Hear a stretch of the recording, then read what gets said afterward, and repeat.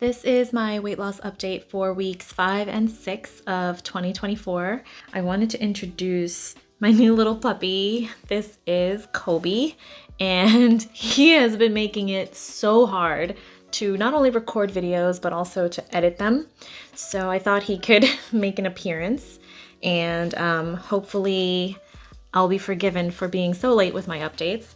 Here's what I looked like when I started in June of 2022. Here is where I left off in my last update. And here was my final body shot for the month of April. I will be making a separate video because I've got all the information that I want to share about meals, what I'm going to be doing to reduce calories, more on exercises, why I choose the exercises that I do, and a general overview of how I've been feeling so far. I wanted to give a visual to my weight goal, and while this weight loss journey is not about an aesthetic, I do think it's fun to have something to look forward to. Maybe I'll add a few pictures of what I would like to look like at the end of June. Since I started this process in June of 2022, June of 2024 makes 2 entire years that I've been on this journey, and I did take about a year off, but the entire process has been on my mind for almost 2 years now. I thought it'd be a good goal to end my weight loss journey at the end of June, maybe early July. There aren't any really hard lines, but it is good to have a goal, and a slow and steady process is pretty realistic. So, oh my gosh. Oh my goodness.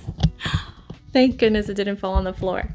Knocked my microphone over. I don't know how that happened, but 2 years is a long time. I wanted to give a visual and an update for the end of my goal. That way, if viewers want to come back and see me in June and see if I've kept true to my goal, then that'll be a good thing to keep me accountable. Okay, so here is what I weighed in for week 5. Here are my measurements for week 5. You may have noticed that my scale weight was up this week, but my measurements show some decreases in my midsection and just a tiny increase for my arm. Scale weight fluctuations are normal and nothing to be afraid of if you're being consistent with your eating and your workout habits.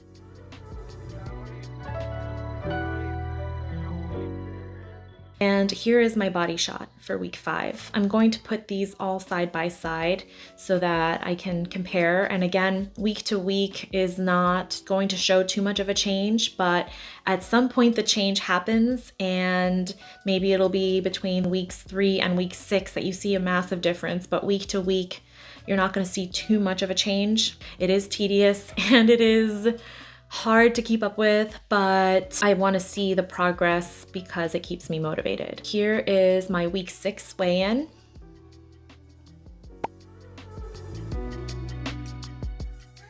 And here are my week 6 measurements. Okay, so week 6 has shown the most progress so far, with a decrease in my scale weight and an entire inch off my lower waist. My other measurements have pretty much stayed the same, and hopefully with my weight training, I'll be able to retain muscle in my legs and not shrink too much there, but more on that in my next video.